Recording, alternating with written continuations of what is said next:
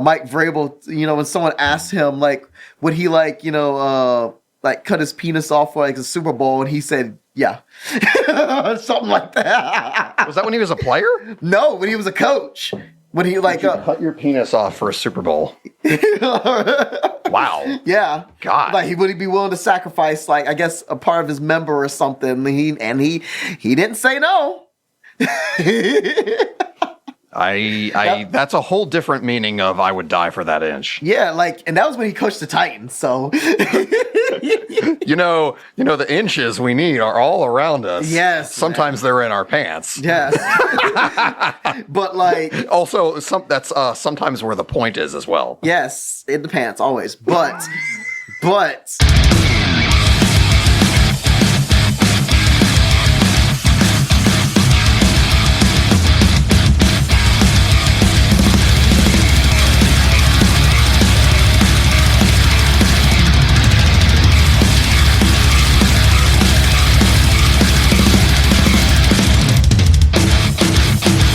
ladies and gentlemen, boys and girls, all around the world, we give you another ripping edition of the Dan vs. D Sports and Stuff podcast with the initials DVD, as in DVD player. I'm your player, D with 2 E's, and radio right is Dan with an A-N. Dan, the man he can. What's going on, man? And I'm getting better at that. I got so hyped for that I was playing air drums to it. Yo, you were keeping me on beat too, so DVD. I was like, I better not mess this up because he is into this, and I'm like, yeah. We could honestly, like, your delivery. I feel like that could be like a '90s New York hardcore track. I mean, good. Maybe you could like sample it or something. Maybe I could like do like a sample or something if you're trying to go for like that type of style for like a song or something. It could sound a little bit like Puig Destroyer. Yeah, I can do that, man.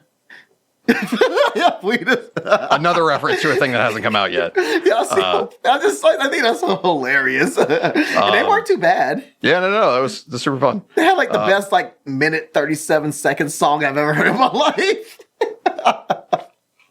Man, when hardcore is good, it's really good. Yes. Anyway, yes, hello. We have returned. We're recording like a proper episode for the first time in quite a while here. Yeah.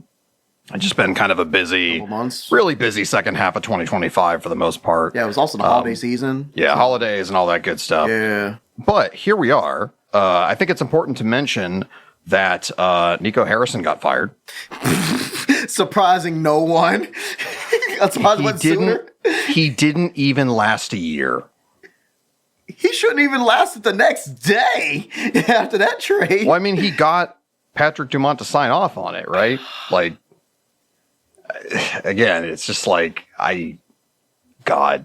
What this reminds me of is it reminds me a lot of like, because this happens a lot when, smaller towns get just completely fucked on these like minor league stadium deals. Because what happens is, the city council that's like in place that votes on this shit, they kind of fall for the shit, like, oh man, it's going to be this huge economic boom for our downtown. It never is. That never works. It's just there to get people to pay for something so the guys with people with the money don't have to, shell out. And then the city is like stuck with the debt for just like forever, basically. But what happens is, it's debt. Like it's not like paid out, right?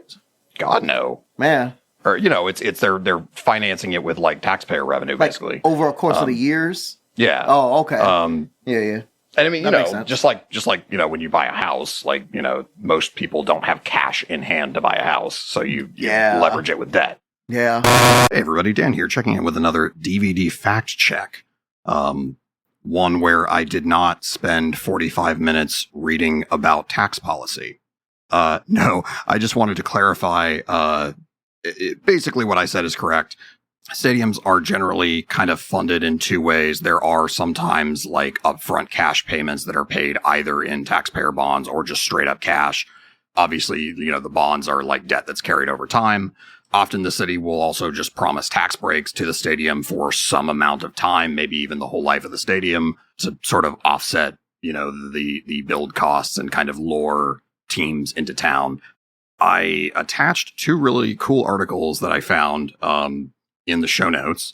One kind of explains the mechanics of how, the mechanics of how the actual funding happens, the bonds and all that crap. And then the other one is a very, very well-researched article, albeit mostly focusing on major league stadiums, NFL, MLB, NBA, so forth.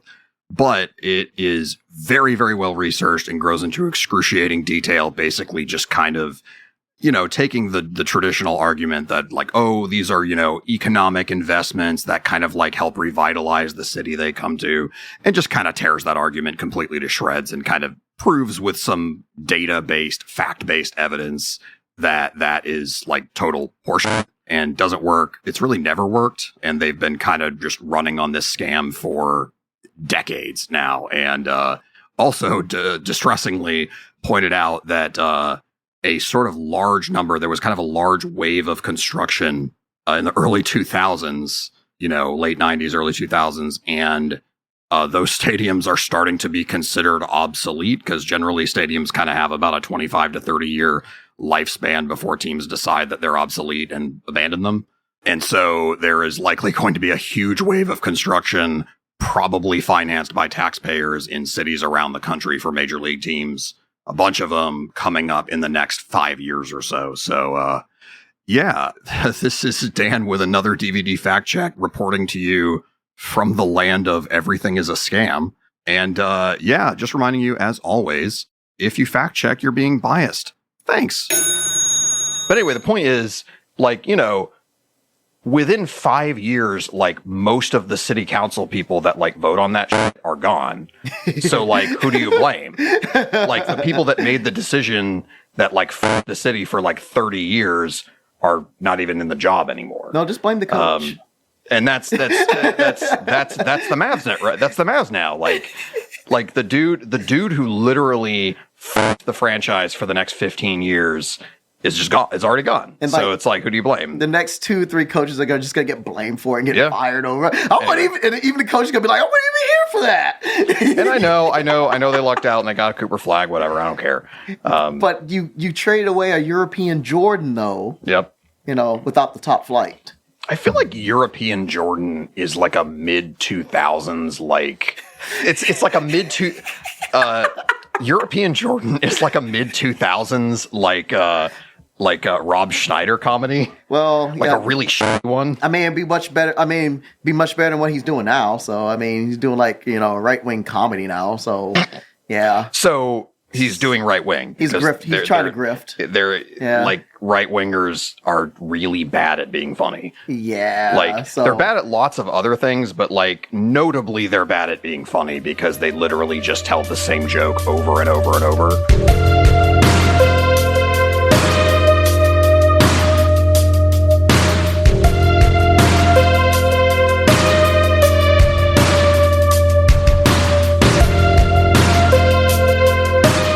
Let's hammer a nail that's never been hammered before on our show. Let's talk about the New England Patriots.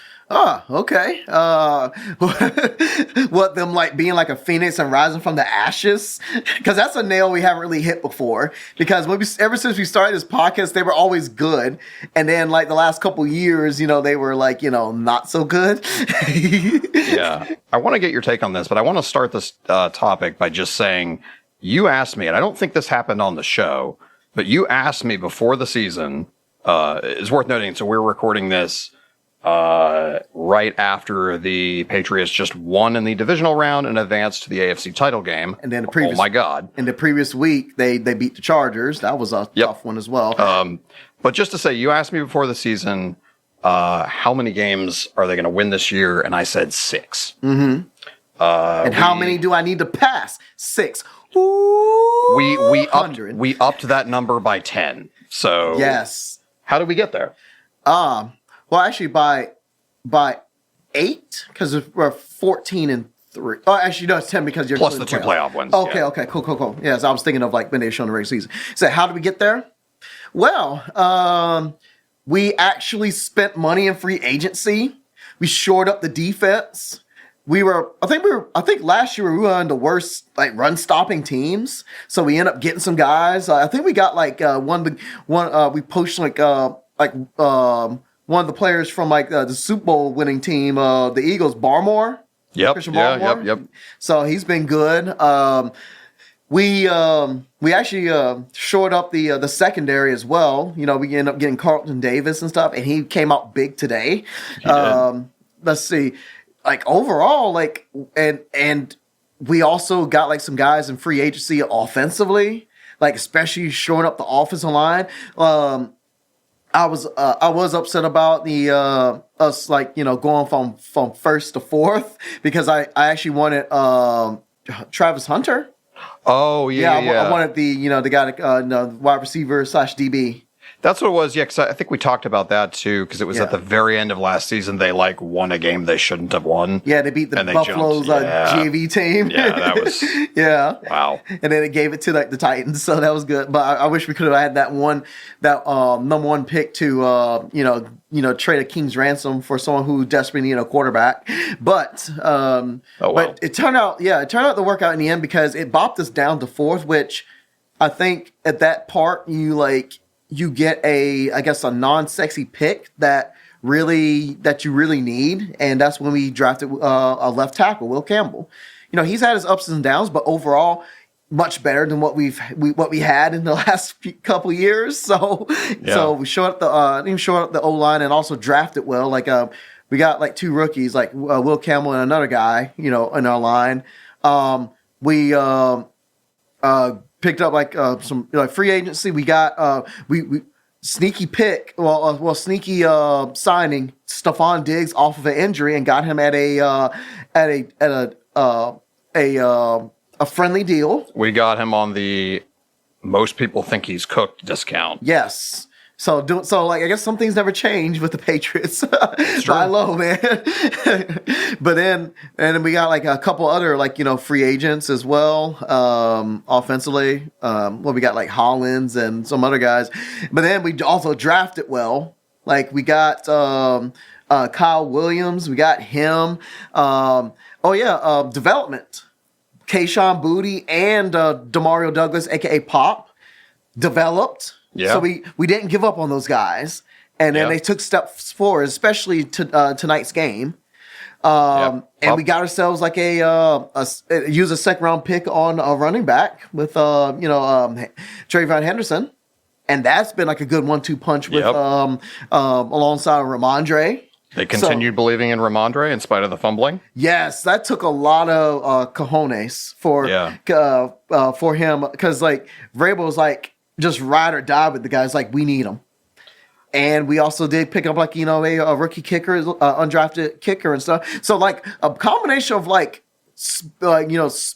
spending money and drafting well and also development. That's how we were able to turn things around. And with the coach. And most importantly. I was going to bring that up next. Yes. Drake Maye elevated the team. Yeah, and those are the two things. We just got better all across the board. Yeah, the whole team. Again, you don't lose 13 games and not need to improve basically everywhere. But yeah, that's sorry. I typing sounds. Pro foot. I think if you go in chronological order, I guess actually. Oh my gosh, it's Kadarius Toney. It's like our truth.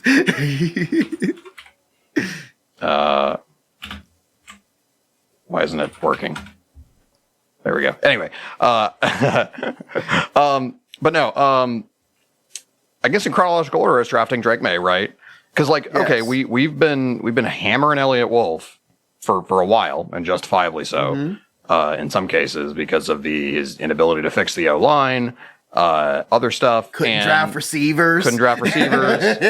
And he took the slam dunk, which was taking Drake Maye where they took him. It was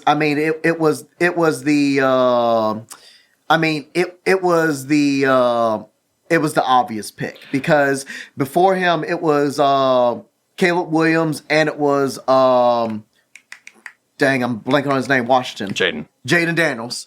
And the thing is, we kind of want to tank because then us fans want to tank for like Caleb Williams or for one of those two guys. Yeah. So he ended up being like our consolation prize, basically. Yeah. No, I mean, and those, that was kind of the predictable order that went in. But I mean, yeah. But still, I mean, and how many times have we seen this over the years, right? Where you still, I mean, you have to get the high pick, you have to take the quarterback, but like the guy also has to be good. Yeah. Like you have to actually hit on that draft pick in order to have something. Yes. And it's a totally different story from Brady, right? Because Brady was just a total, like, nobody. The Brady Six, man. Yeah, and that whole thing. Then again, though, he had guys like Chris Redman and Keely Smith taken ahead of him. The literal greatest football player of all time was taken in the 6th round. And again, the Patriots passed on him 5 times. Well, the thing was, though, he also had that hunger, though. Right. And, anyways. But,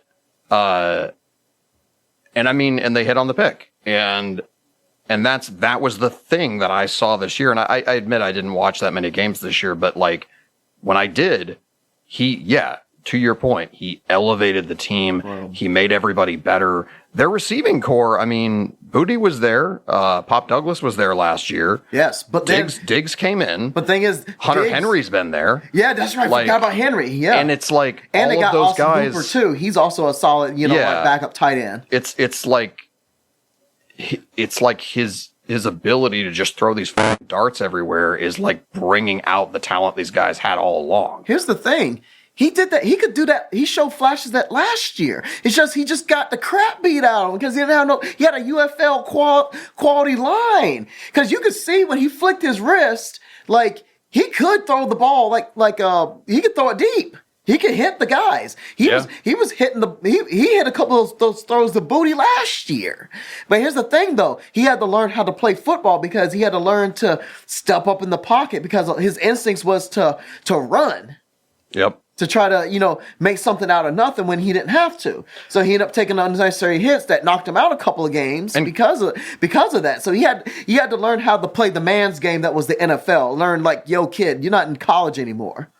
And credit where it's due. Your players. Credit where it's due. He also did not, during that half season or so, or like 2/3 of a season with a terrible line, did not learn a bunch of horrible habits that ruined his career. Yeah, which we've also seen happen before. Well, I think that would have happened if they didn't shore up the offensive line this year. He would have been. It could have easily been the David Carr. I almost said his brother Derek because it took what was like 3 seasons, right? And he got the crap beat out of him, and you always your clock just ticks much has a tick or two faster than what it should be. And I saw signs of that last year with Drake. It's like he rushed because he doesn't trust his protection because why would you? Yeah, he was like defaulting to trying to make plays out of structure because he kind of had no choice. Or he sped up his clock to try to throw just yeet it real right faster than you need it to.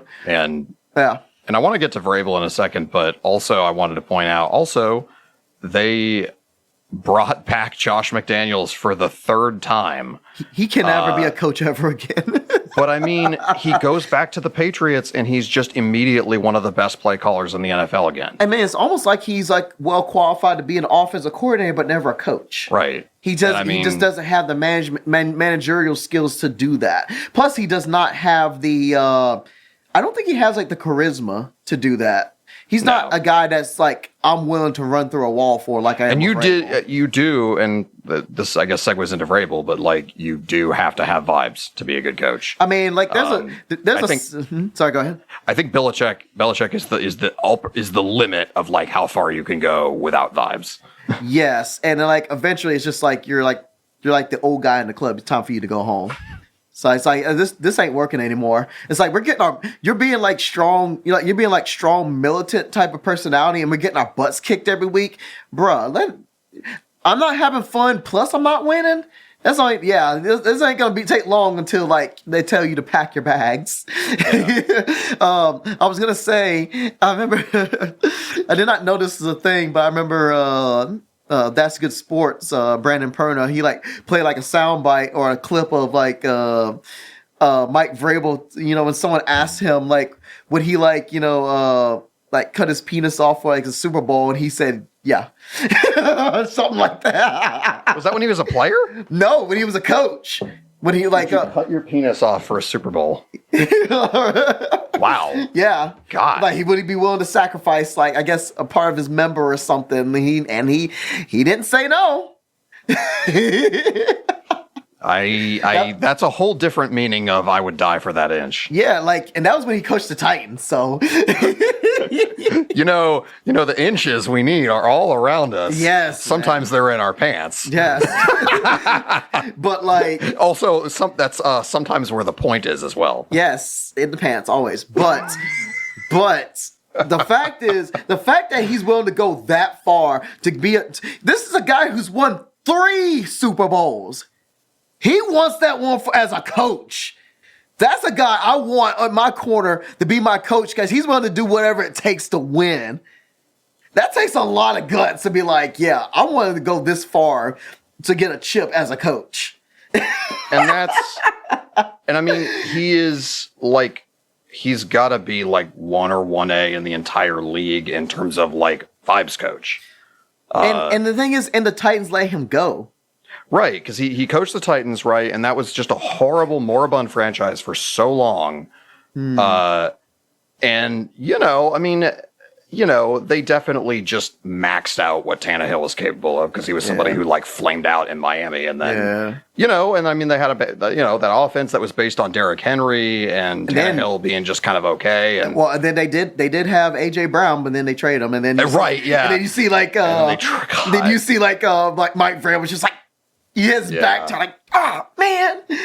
And he liked coaching there, and I think he kind of knew that like the team wasn't, they were basically sabotaging the team, and he was going to get blamed for it. Yeah, and that's exactly what happened. Because I think like as far as like YouTubers like Your Name Tree and stuff talking about like I mean he did like the RIPs after every like season and stuff for Black Mondays.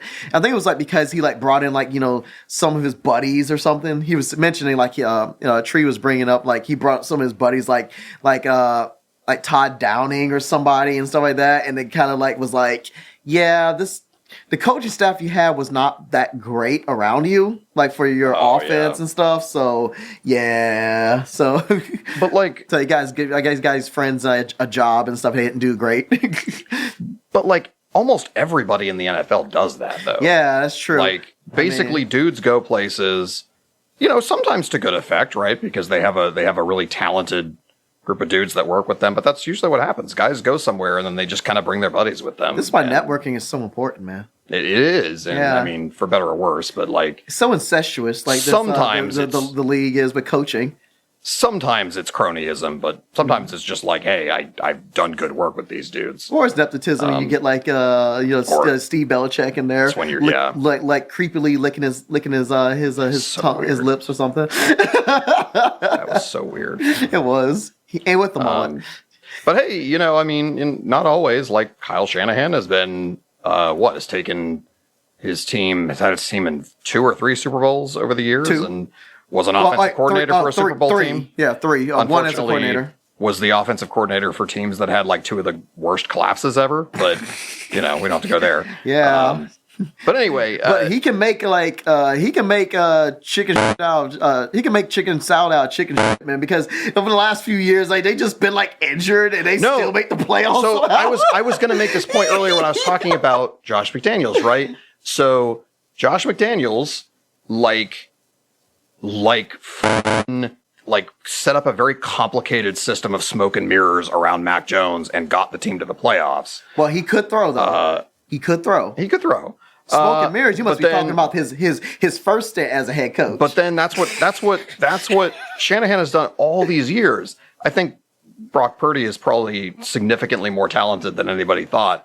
But like Garoppolo, Nick Mason, no, Nick Mullins, Nick Mullins. Nick, this is where my brain is right now. Nick Mason is the drummer for Pink Floyd. What about Anthony Mason? Oh God. Mason Rudolph. No, but no. And then Mac Jones went to San Francisco and was actually pretty good this year, playing for Kyle Shanahan, the other smoke and mirrors guy. It's amazing what happens when you actually have like an all-pro left tackle, making sure you don't get walloped. and have like, decent, weapons on the outside, and Christian McCaffrey. Like, and also, like, you're talking about Josh McDaniels. He, like, somehow made, Tim Tebow somewhat competent. Kind of. Even he couldn't do that. 316. That was all Demaryius Thomas. That was a lot of Demaryius Thomas. It's sort of like how most of Johnny Football's college career was like throwing deep to Mike Evans, who did not get nearly enough credit for how good he made Johnny Football look. Yes. Anyway, not to get too far away from the point, but yes. No, some guys, like, there's kind of like the two different kinds of quarterbacks. There is I am the offense guy, the Patrick Mahomes, who's like, I can play in structure, I can play out of structure, doesn't matter, I can just make it happen no matter what. I'm the guy. And I can, or Allen. Yeah.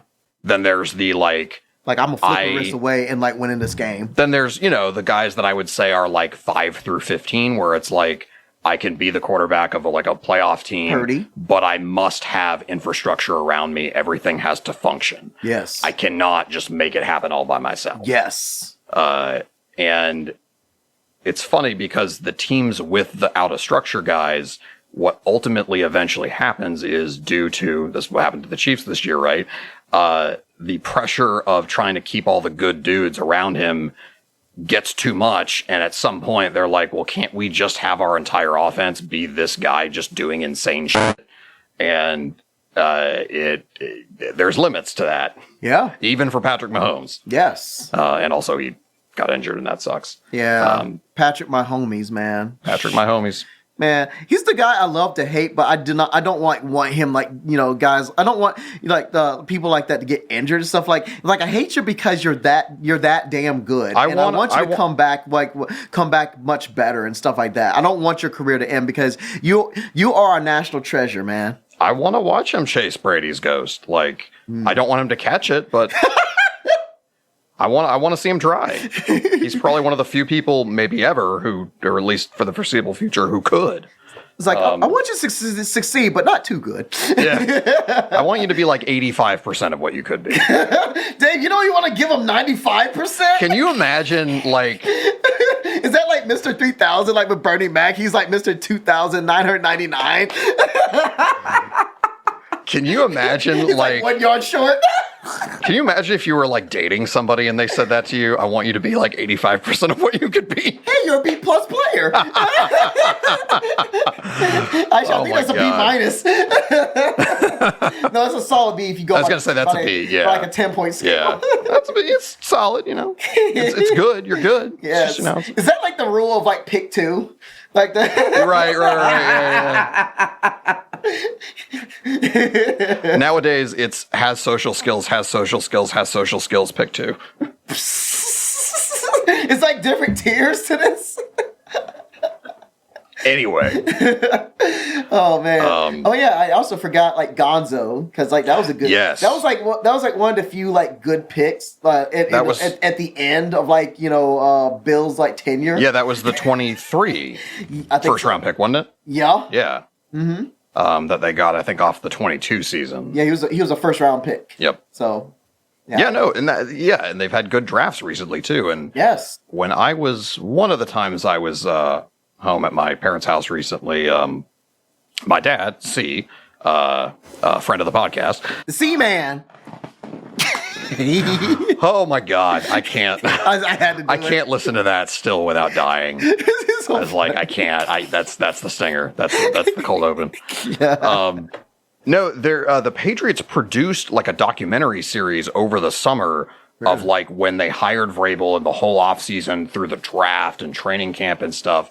I've not watched all of it, but we watched like the first couple episodes, I think. And it, normally like, team documentary kind of stuff I feel like is, it's obviously regardless. It's going to be sanitized. It's going to paint everybody in a positive light because it's literally the team producing it. But I mean, but it showed a lot of really cool stuff, like behind the scenes of like Elliot Wolf and all the scouts and all the work they put in to find guys and pick guys and kind of, rank players through the draft and all the work Vrabel was putting in the offseason, talking to players. and the kinds of stuff that he was saying to guys, like when he first got in the room. And they mentioned on the broadcast today the thing where like he got in and the first thing he had the team start practicing was victory formation. And it was specifically to make a point. We're going to be using this often, so we're going to practice it. Yeah, because when the team spent back-to-back seasons going 3 and 4, was it 3 and 14? 4 and 13. 4 and 13. You need a culture reset. Because when you're used to losing, it's like you're automatically like, halfway expecting the other shoe to drop, and that takes a lot of like work to like undo. I mean, C mentioned is pretty good. He made a great point on this one a couple podcasts ago. Ever since that 28-3, Atlanta has never been the same. Nope. It's just this cloud just hovering over them. And like it takes a long time and a lot of hard work to just rid yourself of that stench. And they still haven't done it yet. Yeah. So yeah, it takes a lot to like undo. Like if you have a loser's mentality, it takes work and a lot of grinding to set something different. And I mean, I'm going to be Matt Ryan stan like forever. Yes. Because he went to Boston College and he's like the best player that's played at Boston College, I would say, since Doug Flutie. Yeah. Flutie did it. Flutie did do it. And I think he got a bad rap through his entire career. He also, by the way, like, the Falcons had Mike Vick, and that was that whole toxic situation. Yeah. He was the guy who came in after Mike Vick and like stabilized that team. And they weren't good every single year, but like, anyway. You had a chance. But yeah, I mean, Kyle Shanahan went there, brought him to another level, and then immediately left to become a head coach. And then he kind of was on the downswing after that. Man, hey, you're forgetting somebody though. Before Matt Ryan, there was Matt Schaub. Yeah, you're right. Because he used to come in and like Shat Mob. Yeah, he would go in and spot start whenever Vic was like injured or something. Yep. Or during that year when things weren't I think did he like leave or something, and then like they had like a cruddy backup, and then that's when they got Matt Ryan because that's how they were able to get the number one pick. But yeah. By the way, you want weird trivia? Matt Schaub once threw for 4,700 yards. Man, Andre Johnson was a beast. What about didn't like Derek Anderson do that one time too? Close for 4,000 yards, something like that. Yeah. Anyways. I don't think it's funny. It's like, man, me and Deuce, we're just talking. I don't want to get embarrassed. You think I want to get embarrassed Monday Night Football? Yeah. Deuce and I were just talking. Theirs are who we thought they were. Yes. Oh, they're playing right now. They are. Yeah, I keep forgetting to pull it up. The Bears. It's gonna be a cold one right now. Gonna be a cold one. Man, I'm hoping they hit wearing the cheese graters right now. Yeah. I gotta actually I probably need to kill the volume just so it doesn't have copyrighted audio. Oh, it's 7. Ooh, 7. All right. Bro. 7. Yeah. What y'all know about 7? What y'all know about 6-7? Man, I'll never understand Dick 7. Man. Ooh, and snow on the ground. Cool. Yeah. But yeah. Man, lots of snow. Yeah. It's snowing here today. Yes. But like, I love that we set our expectations low this year. And what was the one thing that we wanted? Well, actually, two things. One, we wanted improvement, like you're building towards something. We said it last year, like in Time to Achilles' Heel. You were saying something like we want to see how you want the product to be good, like you're building towards something. And I think I said something similar to that too. And when C was here as well, like a couple podcasts ago, we want to see like you're.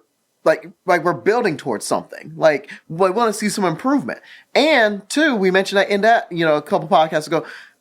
We want to feel like we're having fun again. We want to have fun watching this team. We want to have a fun product to watch, not one that we're like, oh, if we missed a game, oh well, we didn't miss anything. Yeah. We want to be like, oh man, I missed it because it was actually a good product on the field. And I think that we got that in spades this year. I know we did. Way more. Like, we got, I can't even think of a good metaphor. We got way more than we expected. Like, but way more. It's like... And it's still going to hurt if they lose because, that's just being a fan. But, like being objective, like, this is a house money season that they've had. And they have just surpassed all expectations. I know they had a weak opponent schedule and all that stuff. Yeah, it was not great. but I mean, still, that's the NFL, right? Is you beat those teams. Good teams beat those teams. And we weren't last year. And we were not. Yeah, or the year before. Right. We were routinely losing those games. Slipping on banana peels. I think the other thing is we were routinely seeing them make horrible mistakes, poor discipline, penalties, like just awful stuff. Oh, not last year. The Chandler Jones play. He just stiffs on Mac Jones into the earth. That was Jacoby Myers that threw that pass. Yep. Oh, no. I think they secured him a job with the Raiders the following year. It did. Yeah. They were like, "We're sorry, bro. We'll bail you out from this horrible thing." They were like, "Thank you. Here you go." Yeah, right.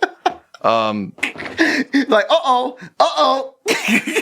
And it's like, but yeah, I mean, it's like, and it's all the stuff that we loved, but like, Vrabel is just this larger than life guy who's in charge of all of it, and he's out on the practice field beating up players himself. Makes you larger than life. Yo, remember when he actually got headbutted by by one of his defensive players last week, and he busted his lip, and he was just loving it. And he goes to the guy man, you busted my lip. The dude headbutted him with his helmet. And he didn't get mad. He was just he was fired up. He's like, "Hey man, look what you did here. Hey, I'm not mad at you, but hey, just look what you did. You gave me this shine right here." No, he's the kind of psycho that he's like, "Yeah, do it again, buddy." So he's like Baker Mayfield headbutting people down his helmets while they're wearing helmets. That's something. Yeah. It's a little of the old Belichick stuff too. Like, they don't really dress guys that don't play. Like, everybody has some kind of a role. Yes. They have a lot of dudes that it's like, okay, yeah, what are you good at? And the thing that. And the thing is, like, he's good at, like, he's been pretty good with his decision making. Like, and he's taken risks, because here's the thing. Couple instances. One of the biggest ones that sticks out, the biggest one obviously is Ramondre Stevenson. He fumbled a lot. Like, I think up to the first half of the year, he had he led the league in fumbles. Yeah. And people are like, is his job, is Travion just going to go ahead and replace this guy? And he's like, yeah, he'll get snaps, but like, no, I'm still riding with Ramondre. We need him, because especially early on, because Henderson was still trying to figure out how to pass protect. I was going to say, yeah, you definitely need the veteran back who knows how to do pass protection. Yeah, because if you don't, you're going to have a situation where you're going to have our franchise just go down with a severe injury. No, that ain't happening. But he rolled with that guy. And also, Andy Borregales, he struggled early in the season, shanking kicks. But what did he do? He stuck with him. Next thing you know, he hit like a game-winning 52-yard, I think it was like a 52-yard field goal against the Bills in the first meeting, which played a key role in us winning the division. It did. And he stuck with that kid. And he's been kicking good ever since. I mean, he have his gaps because he's a rookie, but he stuck with him, and he's still doing it. So you gotta have a guy that's like, yes, I know he's not afraid to make the unpopular decision. It's like, these guys are calling for this guy's head, but I'm like, look, we're a young team here. I ain't got time to bench a guy who's still going to give us like one of the better chances of winning. I'm sticking with this guy. Hate me if you want to. I'm gonna bet my horse on these guys here, even though they're struggling, because it's gonna pay off later. Better parlay bet than DraftKings, man. Did you know James Cook led the NFL in rushing this year? Is that James Cook? Oh, the Bills. Yes, he did. Wow. Jesus. They had a run game. God damn. Don't make this even harder of like me accepting the Bills loss again. Anyway. Because I don't want to go off again on them, but I probably should.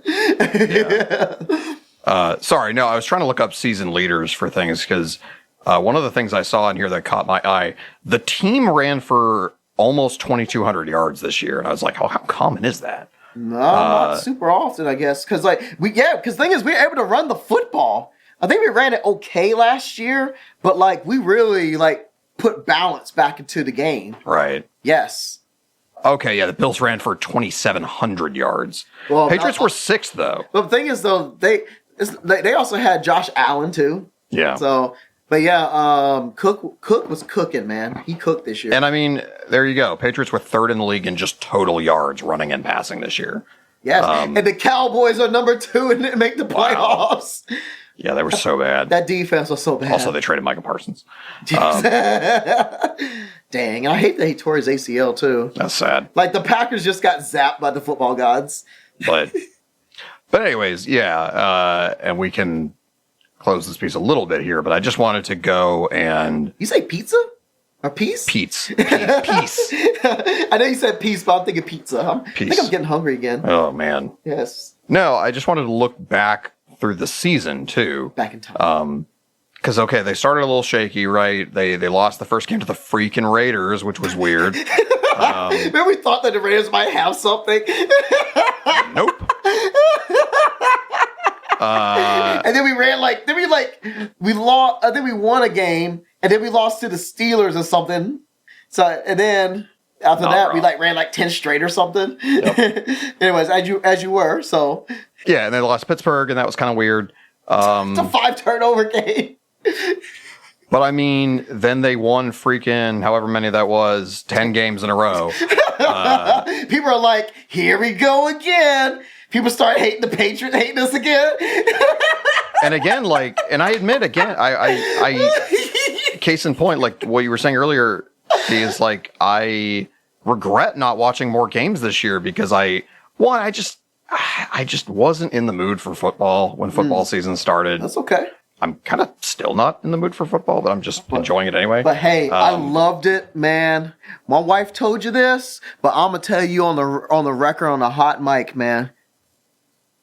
She told you how much that meant to her. That meant the world to me. Like you coming down and enjoying football with us, because we know it was like it hard, not being a point of interest for you this year, but that we had like most fun that we had in a while because of like how tough last year was and stuff like that, and like beginning of this year. But it was just nice, and like your presence, I feel like nearly like won the Panthers the game alone if it wasn't for Matthew Stafford just going Super Saiyan. No, I mean the also like those were 2 incredibly entertaining games too, and it was like, oh man, I forgot why I like this so much. Yes, yeah. You and our pal Luke was there, like seeing like the collapse. Yes, Luke, friend of the podcast. Yes, but can you imagine what DraftKings would have been like for just over the course of those quarters of like the Packers and the Bears? Oh my god! Oh boy, people lost a lot of money there, I'm sure. Yeah. But I mean, cheese graters. I'm glad that I'm regretful a little bit because I mean we've got a team again, and like I don't want to put too fine of a point on this, but like okay, so I mean I think next segment is we'll talk about the game today, but so they had this crazy winning streak, they had this huge season, and I mean this is all real. Like they did this in the NFL. This isn't smoke and mirrors. I don't think this team is on fraud watch. They should have had a number 1 seed if they would have beat the Bills the second time, which they had a 21 and they had a huge lead in that game. Yeah, and then Josh Allen was like, you know what, I'm gonna flex. They would be on a 16 game winning streak right now if it wasn't for that. Yes. And Josh Allen just kind of did, was. But I mean, he was an MVP last year for a reason. Yep. Bro, we're gonna be watching playoff games for like another 10 years.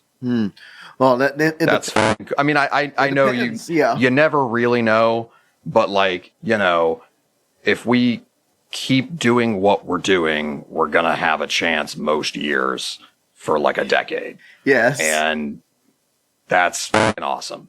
it's amazing how quickly, I guess that's the last point I wanted to make, is like, it just seemed like everything in the franchise, like a year ago, was just trending in the wrong direction. Oh, it was bad. Like it was bad. We came on here and we were in such consternation over like, we don't feel like the people leading the franchise are making good decisions. We have no proof, no reason to believe that they're smart, or not smart enough, but like they've got the right mindset, decision making, whatever, to like take us back to where we want to go. Yeah, we were mourning, man. We were grieving, and that's gotta go. That's credit to Elliot Wolf. It's credit to Bob Kraft for recognizing what they needed and bringing in Vrabel. And that too, that was a slam dunk. It was like the obvious choice. I kind of wanted Ben Johnson. But they still did it. Yeah. And I mean, like, Ben Johnson would have been a good choice too, I'm sure. But like, yes, but Vrabel, I think this was the perfect edge. place for him to go. It's like an alumni just coming back and like coaching for his school. And I mean, you know, again, like we've talked about him a lot on the podcast before too, but like, the dude was an incredible linebacker. He was an edge rusher. He was one of those guys that Bill Belichick like picked up most kind of off the scrap heap from, I think, Pittsburgh. Yes. And again, just gave him a role. He played on offense and caught a touchdown in the Super Bowl.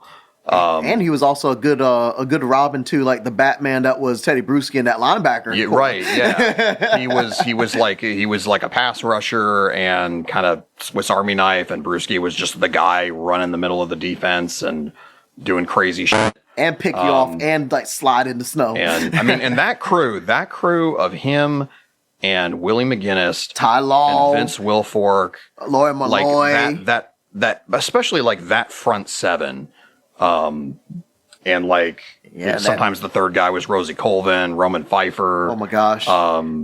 Ted Johnson was in there sometimes. Yeah, keep spitting them names. Yes. I mean, this is Richard Seymour. This is like, you know, I don't know. This is it's the Steelers fans talking about the 70s. Like this is my jam. This is our jam. This is Patriots gooning. This is what we grew up on. Yeah, this is Patriots gooning right here. Yeah, it's you know, this is like our Bruce Springsteen. Yes. No, but the boss. Yeah, I couldn't be happier and like prouder as a fan to watch this team, because they just like, and you know, I don't know. It's at least right now anyway, it's all very wholesome. All the guys are like super fun and likable, and it's just like booty. It's just good vibes all the way around. And you compare that to the Eagles, who just all seem constantly really pissed at each other. While winning. Like I've said it before, and I think I might have stolen it from like it might have been like the Ringer Fantasy podcast or something. I don't really listen to any of those anymore. But they were like, the Eagles have like the worst vibes maybe of any good team ever. I mean, don't their fans too? I mean, like they complain when they win, they complain when they lose, complain when they win. Yep. They belt at Santa Claus with snowballs and stuff like that. And batteries. Yeah. Yes. They were just trying to, you know, get the Energizer Bunny in there. Yeah. No, but we're the opposite. Like, good vibes all around. Doesn't mean it's going to last, but it's awesome. Got it. And also, too, you know, hey, don't take it for granted. You never know.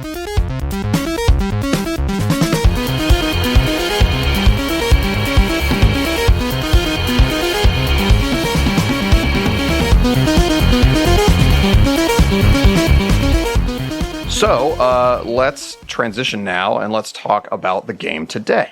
Man, that was some sloppy shit.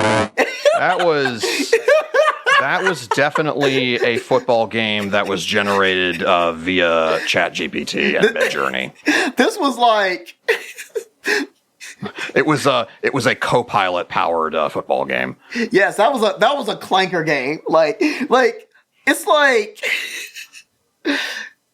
honestly, the way the Patriots play defense, if I told you they forced like 4 turnovers and the first in the first half, and they forced that's 4 picks in the first half, and forced a fumble in the second half, you would say you would at least give us what, like 35 points? Probably. Yes. But at one point, the Texans are only down 5 points in the second half. And that was because they really had a chance in this one. In spite of everything. And that was because we put the ball Drake Maye put the ball on the ground 4 times and lost 2 fumbles. And probably should have been like a third fumble that would have been in the red zone. Yeah, that was rough. It was a snow game. It was sloppy. It was wet. It was flurry. It was snowy and all that stuff. I mean, it was just one of those games of like that you would have on football follies. Yeah. Like it's one of those games that football 101, how not to play football. Or how not to take if you was a coach preaching ball security, you put that tape on loop. Here's not what not to do. Here's what not to do. You have it on the football field. You have it in you put that in a game film session. Then you go on the football field and you pass the tablet around while that game is going on. While your guys are holding the football, you're the coach going around trying to punch the ball just to make sure that they're learning their lesson. Like, okay, man. Just punch the shit out of it. Yes, like this what I'm teaching you about. Good job, man. That was this game. This was one of those. It was the take it. No, you take it. No, you take it. It was like hot potato. But I would say that Texas defense, man, 8. They showed up to play. That's a cliche, but if they get their running game back going again, and if they can shore up the offensive line, that defense is for real. I was going to say, they're gonna win a lot of games next year, probably. The underrated pick, man. They got C.J. Stroud, that number 2 overall pick a few years ago, and then they traded up and got Arizona's pick to get Will Anderson Jr. Whoever did that deserve a raise. Yep. Because my word, Will Anderson Jr. is crazy. And then they got Daniil Hunter. I think he came from like Minnesota. Got him from in free agency. He eats. And that's that whole front 7. I think even their secondary is good too. But Stingley, man, we had to earn that. He was, like we were like this close, and like it being a scoop and score that would have lost us the game. Yep. Yes, it was bad offensively, but at the end, he passed for under 200 yards, but Drake Maye was still able to thread the needle and get 3 touchdown passes. Right. Especially that one, the booty. So the one, the Diggs and whoever was the other one that he threaded through as well. Woo! I don't really yell at the TV. I yelled at the TV when that happened. Shoot, I did too, and I high-fived you real good. Because just to describe what happened, because I just want to talk about it. He got hard. More. Jeez. Metaphorically speaking. I Get Hard. Yes, Get Hard, the movie. Yeah. It was actually a movie. Get Soft, the movie. Oh, gosh. But yeah, it was 3rd and 4, a situation where normally you're trying to just move the sticks. And yeah, he was like, screw it. I'm going. And he threw a dart to the end zone. And was it Stingley that was covering Boutteal on that play? I think it was. Yes, Stingley had Boutteal and basically was step for step with him all the way down the field, had him blanketed so tight that his other arm basically wasn't able to get out to catch the ball. And Boutteal literally, like, not quite in the same way, but like almost did an Odell Beckham. One hand, pulled it in, secured it with both hands going to the ground, touchdown. Yes. And that is, I mean, is that the craziest thing that like a Patriots player has like ever done in a playoff game? Like in terms of that kind of like individual insanity? Other than the Edelman catch when the Edelman catch, you're right. Yep, never mind. On the ground. Yep, Edelman catch. Other than that, yes. Like other than that, yeah, not good. Because like all the insane bullshit, like the helmet catch and the the Seahawks one, like the that, Baldwin, yeah. or the throw to Julio Jones, like that shit always happens against us. Or the one too, like remember the one too? Was it Mario Manningham or Hakeem Nicks? It was Manningham. Yeah. Yeah. Although Nicks had like some great catches too in that second half too. So yeah. Eli Manning got 2 rings, closing his eyes and throwing it as far as he could. You know he can flex on his brother forever. He can. I beat your arch rival. I beat your arch nemesis, bro. Like on the biggest stage of them all. It's the Manning brothers are like the one brother who like went to law school and is super straight laced and is like married his supermodel looks high school girlfriend and is like making $400K a year or whatever. 2.5 just did exactly what he was supposed to all through life. And then Eli Manning is the brother who is like, you know what? I'm just gonna like live in a van for a while, and I'm just gonna like buy some crystals, and I'm just gonna like drive around the country and kind of like do like I'm the protagonist of Kung Fu. And then somehow he like, I don't know, in the back in like a coffee shop, like coded the app that like, I don't know, was Uber for foot pics or something. And like and then made the exact same amount of money as his brother, and like also got married and had the same amount of kids and lived in this. It like just took a completely different route to getting the same place. Like by like literally no logic whatsoever, defying all logic. Anyway, that was a weird metaphor. It makes sense though. No, I made it even simpler. You could be like, okay, straight lace this and that, and then person was like, hit the lottery. Or no, invest in crypto and then everything went and then he sold his shares. Like the straight laced brother and the ne'er do well somehow both being like equally successful in life. Anyways, yes. But people still no doubt know who the better brother is. Yeah. So yeah, I was gonna say yeah. Yes. Eli, I remember looking at that. Eli had an exactly 500 career record as a starter. And then I want to say, I don't even think for the Giants though. And I don't think I have to look that up. Actually, like the Giants were like most of those years, the Giants were like at least average or above average. Peyton Manning at least had like average like 10 to 11 wins a year. I was gonna say, yeah. Yeah, like that's why half was lost because they just weren't good. Yeah. So by the way, he was 117 and 117. His career completion percentage was 60.3. Still better than Tebow. Although he did throw for 57,000 yards. Which is a lot. Hey, man. Eli, Eli's my guy. And he still is like on my, my wallpaper, on my laptop. So, I mean, he's I wish I could talk trash about him, but I can't because he got us twice. So here's a fun fact you didn't know about this. The year they beat the Patriots in 2007, he led the league in interceptions. I mean, yeah. And he won the fucking Super Bowl. I mean, never let anybody tell you it can't be done. I mean, Big Dick Nick, beat us.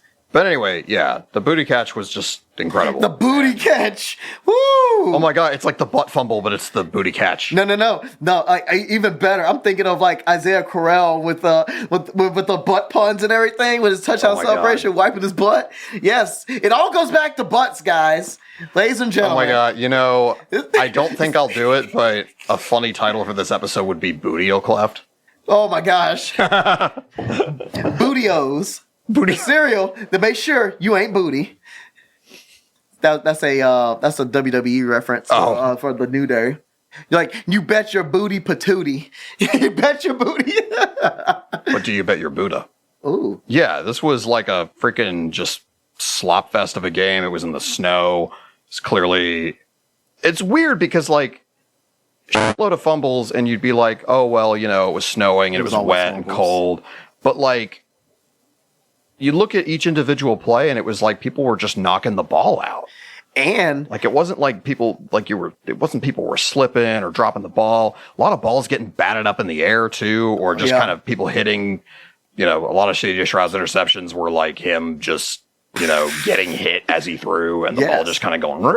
Yeah, because both him and Drake Maye were getting hit. Like, they're getting hurried / getting hit. Both defenses ate. Yeah, honestly. they ate. I didn't really, man, our defense played pretty well. It did. I was a little bit worried about their run defense because we were getting gashed when we had guys like Spillane out and stuff. Yeah. But we made the run game for the most part non-existent, and then the offense was just like, I mean, it helped that their best pass catchers were out with injury. Nico was out, and then Schultz was knocked out of the game. Even our backup tight end was knocked out of the game.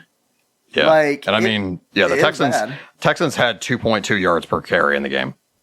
48 yards total. I mean, they were like a mediocre running team anyway this season, but because the Joe Mixon injury was a big blow to their season. Yeah, that was a shame. Yeah, because that's a runner plus a catch and pass out of the backfield. So yep, yeah. And two, I mean, they I guess Nico Collins is their top target. He didn't play. Yeah. He was out with a concussion because he played against the Steelers. Yep. So they probably beat him to crap. Mm-hmm. But yeah, it was weird. Drake Maye was all fumbles. CJ was all interceptions. And I mean, Drake Maye had a quarterback rating of 20. CJ Stroud had a quarterback rating of 21. Stroud still beat him? Yeah. He had more passing yards, too. But he had more touchdown passes, though. But a way worse completion percentage. Yikes. Oh, no, I see. That's like total QBR. Rating is quarterback rating, which is a much sort of less reliable stat. But that's 100 to 28. That's more like it. Old school quarterback rating, what we're familiar with from back in the day, heavily weights touchdown passes. So if you just have more touchdowns than picks, you usually have a decent rating. Whereas by the same token, it heavily rates picks. So you have a really good one if you throw a lot of picks. Whereas I think total QBR, I don't remember off the top of my head all the stuff that goes into that, but that is much more like your overall performance in the game and not just like a handful of plays, if that makes sense. There's all kinds of crazy stuff. I don't follow football nearly as much as I used to, but like there's all kinds of cool advanced stats where it's like on target rate and things like that, which is like how often the quarterback kind of gets the ball right in the center of where it's supposed to go. How often does he throw behind or ahead of somebody or over their head or that kind of thing. And Drake Maye, he hit pretty well today. Yeah, he is accurate as shit. He threaded the needle, and he has a strong arm. That one to Diggs and Boutte. Yeah. Yeah, no, I mean, yeah, the one to Pop. Yeah, that one Pop too. He led him perfectly. Yeah. Because he throws it behind him, maybe that gets picked or batted down. Yep. So, or even if it was like, half a foot behind where it was, he probably would have slowed up and been tackled. Yeah.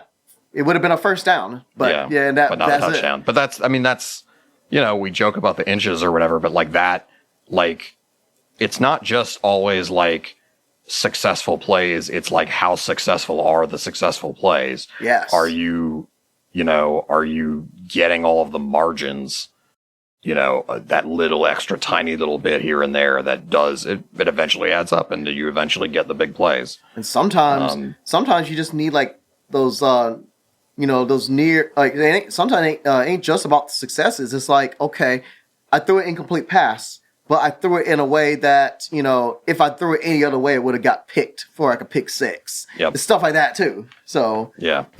So, this was not like the greatest performance. Certainly not the best we've seen this team play this year at all. This game here is indicative of how much we've grown. Because you've seen us. I think we've had a couple games like that where things did not go right and we just stunk and like lay down. Like even the game like against the Steelers, we played horribly, five turnovers in that game. And I think it seemed like we just I think we could still had a chance to maybe tie it or something, but you could tell the energy was just we were kind of down and everything like that. And it seemed like it was almost halfway gave up or something, or we're like just kind of like we don't know. We had this confidence today of like even when because it rained. When it rained, it poured.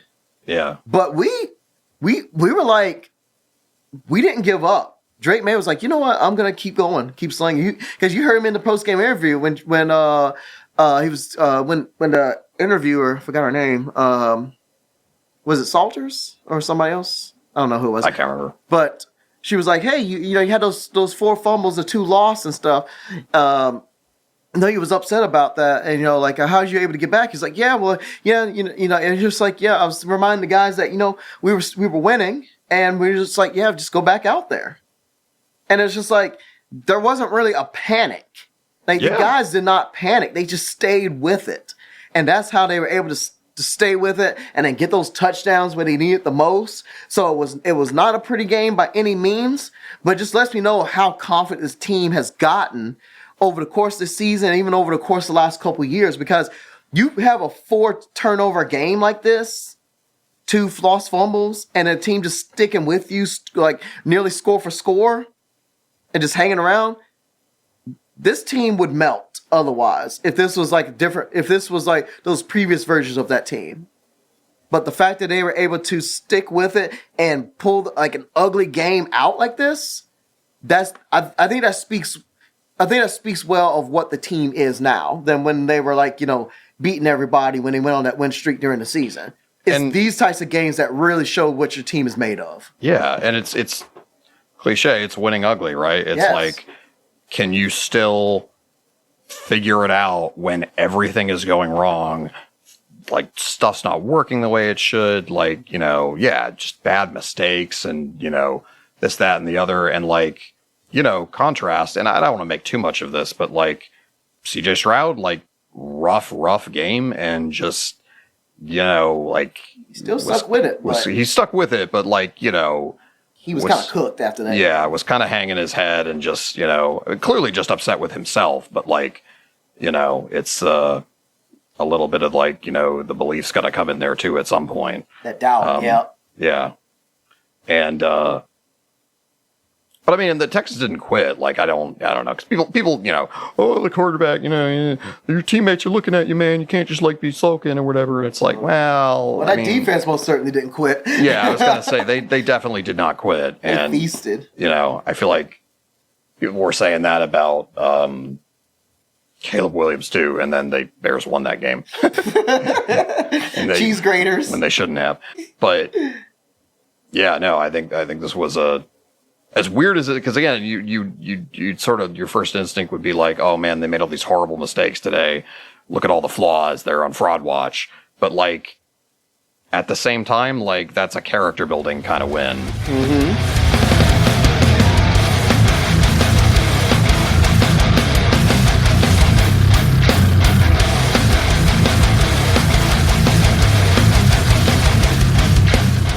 They're going to go to the AFC title game and they're going to play against Jarrett Stidham and the Denver Broncos because Bo Nixon, our friend, our old friend, Bo Nixon, apparently broke his ankle.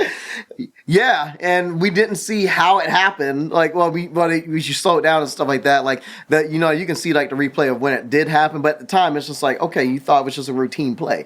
So was that because I didn't watch this game? Did he play the rest of the game and was basically like playing on adrenaline? Happened during overtime. Oh, so it was like one of the last. I think it was one of the last plays that he made. So it wasn't. So it wasn't like he played on all game. So. Denver's apparently going to start Jarrett Stidham, who I didn't know was still in the NFL. Yeah, former backup of the Patriots. Hi, everybody. Dan here. Checking in with kind of a fact check, I guess. A temporal fact check. I don't know. I'm checking in here on the morning of Saturday, February 7th. Hopefully maybe a half hour before this episode posts.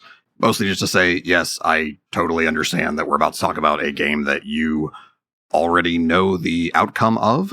But, you know, editing is hard. There's still funny stuff in here, so I left it in. So, I don't know. That was my fact check. This has been Dan with another DVD fact check, reminding you, as always, if you fact check, you are being biased. And I mean, it's weird. This weird shit always happens in these sorts of situations. Nobody has recent film on him because he hasn't played. His last pass apparently was like 3 years ago. So he's okay. He's not a barn burner. Yeah, I think, didn't he have like one good game for the Raiders on like a last game of the season type situation? Something like that. But he's a guy who'll throw a couple picks, I think, against our defense. There's film on him, but like it's not recent. You know, we don't really know what like he's looked like in practice. I know practice is not a game. But that can get weird. That can always get weird when things are like unpredictable and not easy to study for. But wasn't Josh McDaniels though there when he was coaching Stidham? I think he was, yeah. So he's got a little. I was going to say Josh McDaniels has coached him. He knows That's a what good stuff point. He's got. That's a really good point. Actually, I don't think he's really improved that much since leaving New England.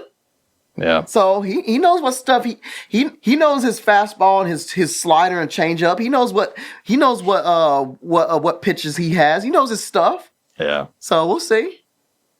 We gotta have something for him, man. 1 in 3 and 4 career starts is what the TV is telling me right now. Yikes.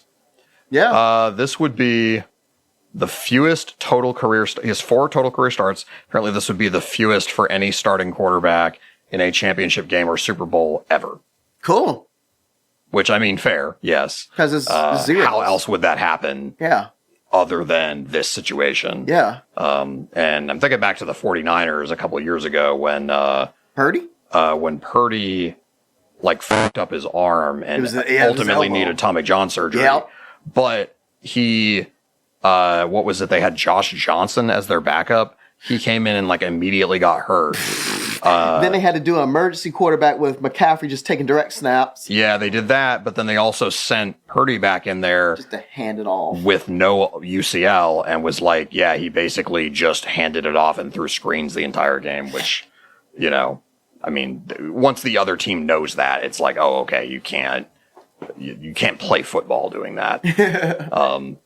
Anyways, yeah, we'll see. It's a weird situation. Denver's got the kind of, this is, you know, maybe shades of 2015. Like they've got the kind of defense that could literally just win the Super Bowl with like a cardboard cutout at quarterback. You just got to make like 1 or 2 throws. And that is, you know, we were clowning on Eli earlier, but like one of Peyton's rings, one of his 2 rings, he was cooked. He was carried by one of the best defenses ever.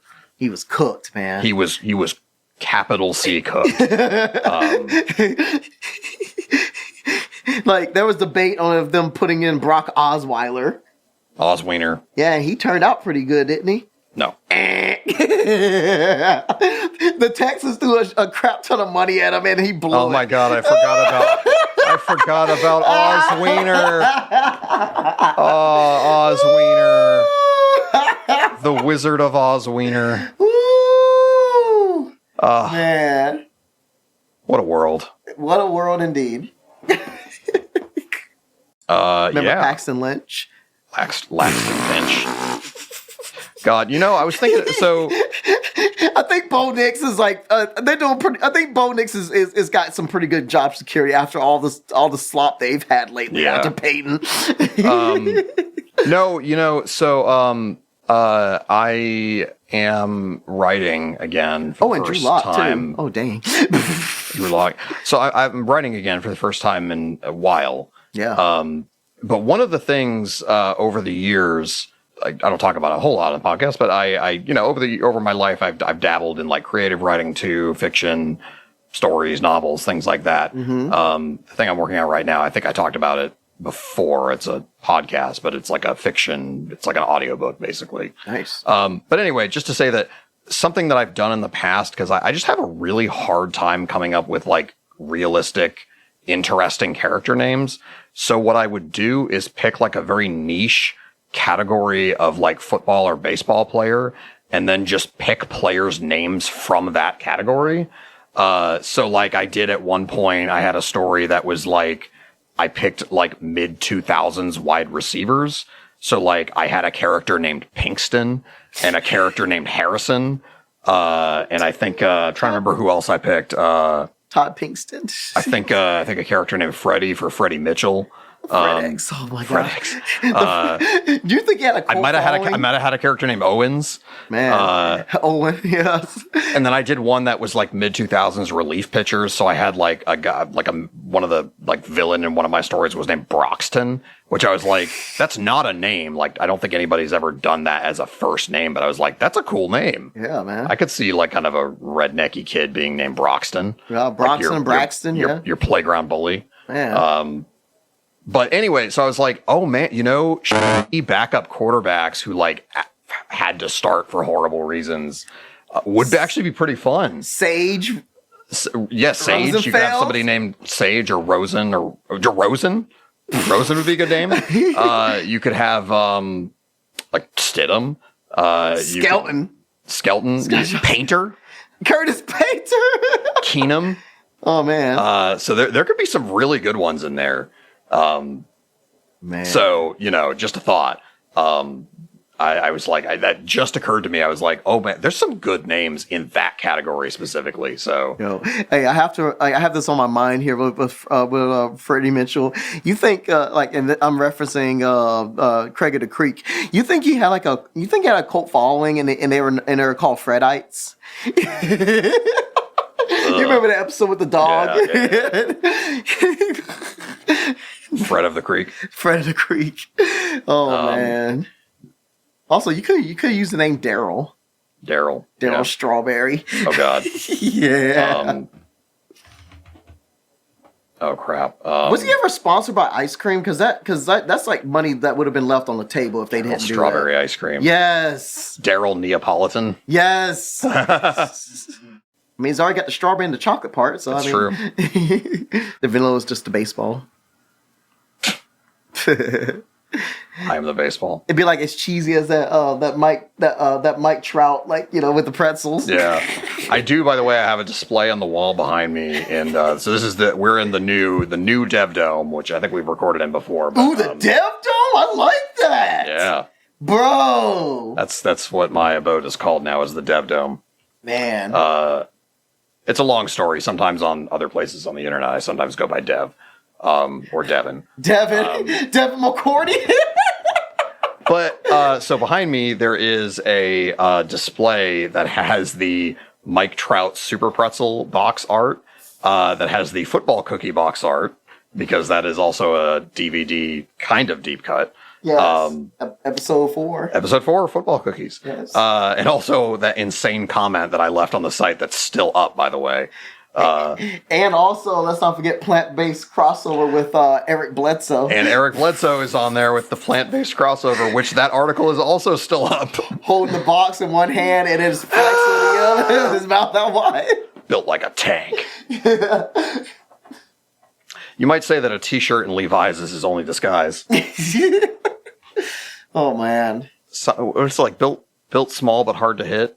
Dr. Dre and Eazy-E co-run. Maybe. Well, I'm Eazy-E, the one they're talking about. What about Buddy Lee jeans? Tried to roll the dice and just scrapped out. What about Buddy Lee jeans? You can't bust them. Before I forget, so when me and a buddy of mine were doing our movie nights. Sometimes we do movie nights. For our palate cleanse after we watch, Velocipaster. It's a funny movie. You should watch it, people. Yes. But we watched Scary Movie 3, and it was a joke that he didn't understand that I did. Because they were in this newsroom, because they were talking about, this stuff, you're talking about this boring, story and stuff. Meanwhile, we want all this stuff here, sex and violence and all that stuff. And then something they said, and twins, and they did was that like a Bud Light, a Budweiser commercial with that? I love, and they did that, and I was like, oh my God. And I was like, it's like me and this buddy, we have this inside joke, and twins. And that made my spirit and my heart happy. Oh my God. It made my brain happy. Quarterbacks eating dirt, cheerleaders and short skirts. Mm-hmm. But yeah, and twins. Yes. Here's to love songs. Here's the football. Yeah, and I was like, wow. And this movie was 2003, so. I was going to say, yeah, that's how old those ads were. Man, oh God. Wow. That's, things that are, just a hair dated now. Oh gosh, and it's sexist as hell too. I mean, it's definitely Sports Illustrated swimsuit energy for sure. Oh man. But yeah, football is fun again. Yeah. No, it's been fun. I've really enjoyed watching the playoffs. And there's parity in the NFL now. Which, I feel bad because one thing we didn't do this year is we didn't do the bracket. Yes. Which we should have. 35 then we could have had 35 to 5. That could still happen. So I do want to mention this. Because it's like our meme. It's one of our weird internal like in-joke meme things. The 35 to 5. That is a scoreagami. There has never been a pro football game that has ended with a score of 35 to 5. I want it now. So it's something that, like, if it ever happens, it's gonna be.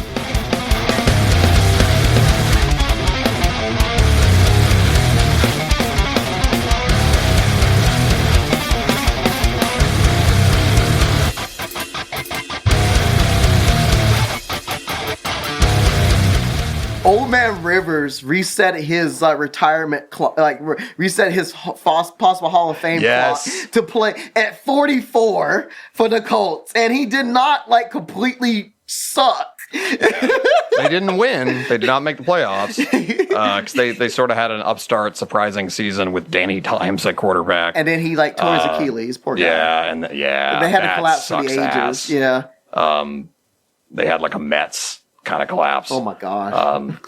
But they called Phillip Rivers and he just kind of came in and just kind of slung it. Yes.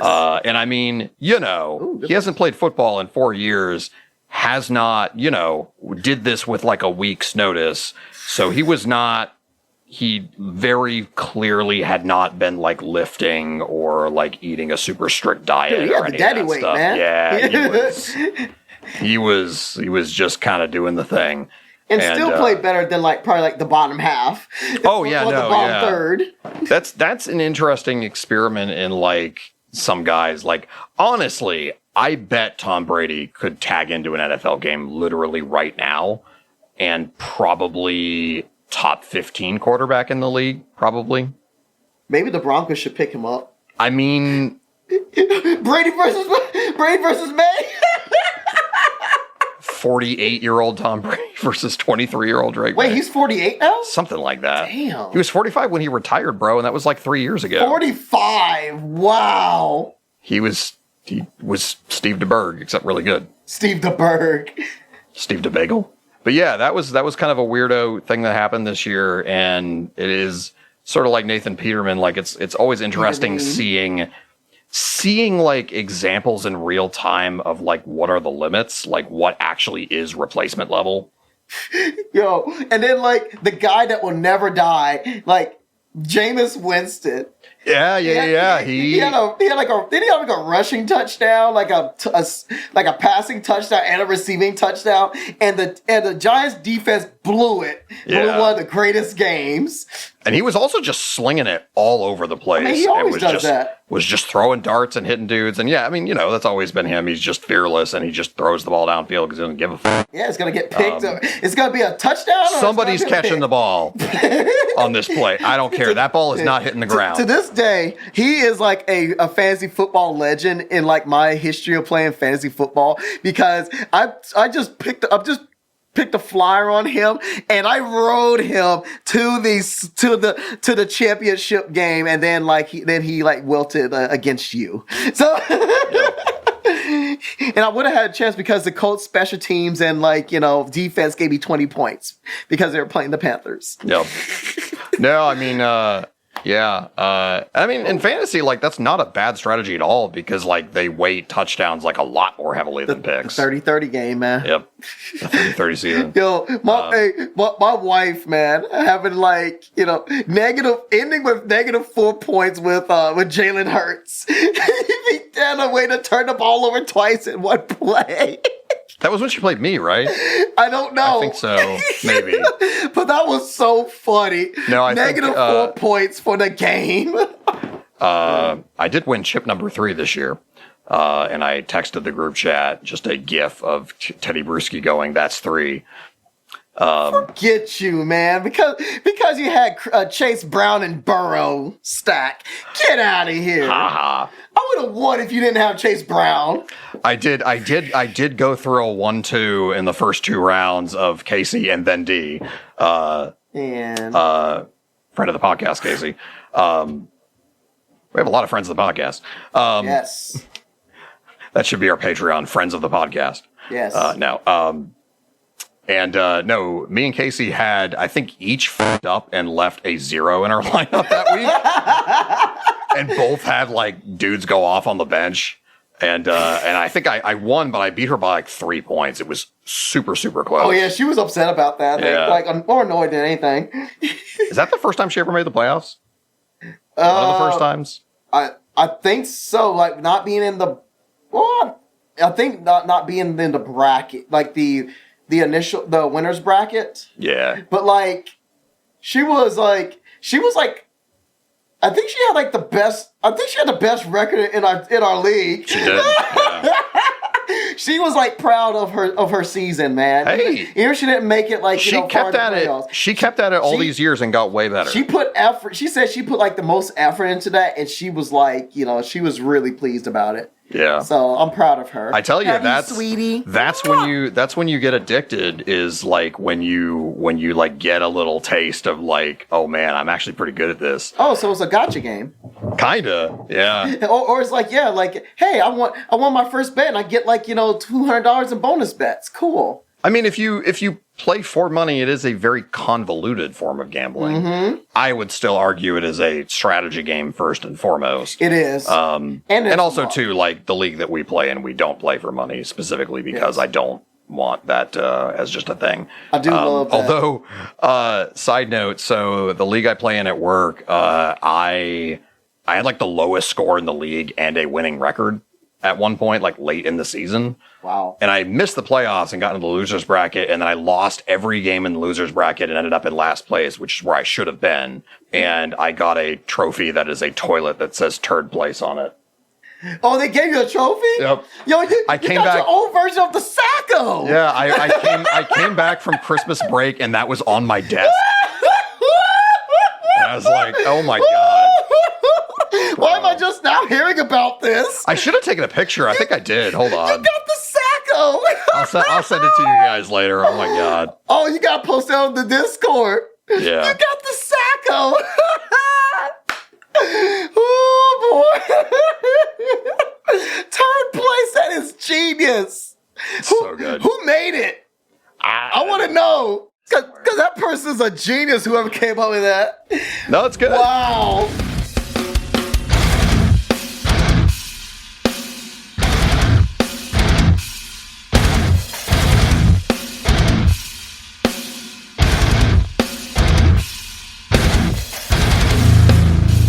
You know how we were like, again, the last episode proper we had was It's Not Easy Being green. Bleeding Green. Bleeding green, yeah. And we memorialized the Celtics, and we're very sad about Jason Tatum and all that stuff. JT has been apparently recovering very well. I think it's a terrible idea, but it's not out of the realm that he could play this year, apparently. You trying to pull an Aaron Rodgers? Which I wouldn't do it. I understand why he would want to. I don't think it's a good idea, personally. Nope. But I'm looking at the Eastern Conference standings right now, and I see the fucking Boston Celtics number 2. Jaylen Brown, baby. And they've got 117 points per game, 110 points against per game.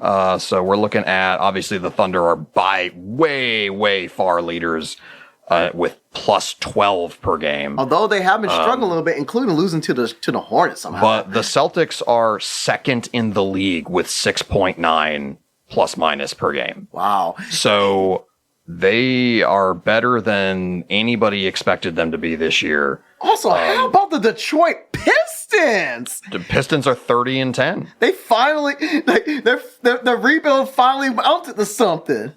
I think it's Cade, man. I think Cade is a beast. They have they just have a squad, man. Yeah.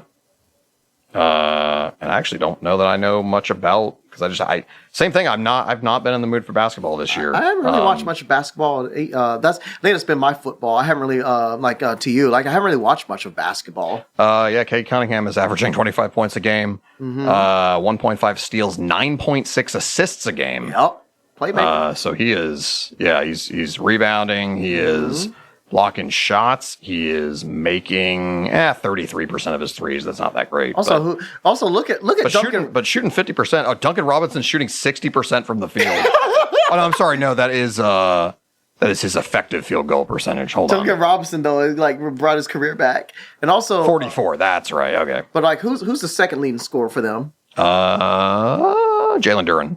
Duren. Wow. Who's a center? Yeah, awesome. Look, they got Tobias 10 Harris. rebounds a game. Yep. Yeah, they got Tobias Harris, who's actually like doing okay. Also, was it All-Star Thompson? Yeah, that's one of the Thompson twins. Yeah. Lies, yeah. Lies, yeah.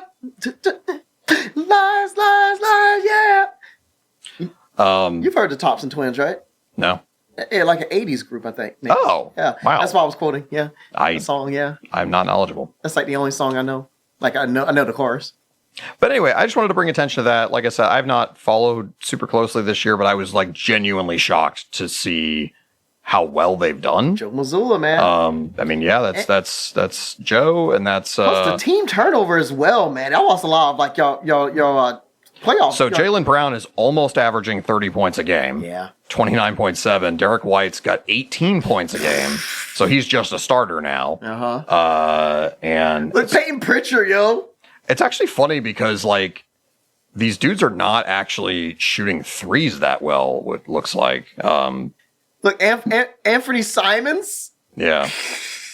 Sam Hauser's shooting 39%, and that's kind of the I guess Anthony Simons is shooting 40%, and that's like of guys that are playing regularly. Wait, hold up. Am I seeing that correctly? What? Number 10, Ron Harper Jr.? Ron Harper? His father is Ron Harper. His brother's Dylan Harper. Is that another guy? Hey, is he playing? Is Ron Harper playing? He's played in 5 games this year. Okay. But the fact is, man, that's another tally mark of like, kids' parents, like, who we grew up watching playing. He's been in the league for 4 years and has played in 16 games. Man. But his brother is Dylan Harper, who plays for the Spurs. Really? And is averaging 10 points and is like a role player. Oh, dope. That's awesome. Wow. Ron Harper has 2 kids in the NBA? Yeah. That's kind of the whole thing is Celtics are good. And it's, it's the usual suspects. Anthony Simons, good pickup for them. And yes. It's basically, it's a rotation that looks like it's a starting 5 that's like some combination of Jordan Walsh, Sam Hauser, Neemias Queta, who I have no idea who this is, who's the starting center now.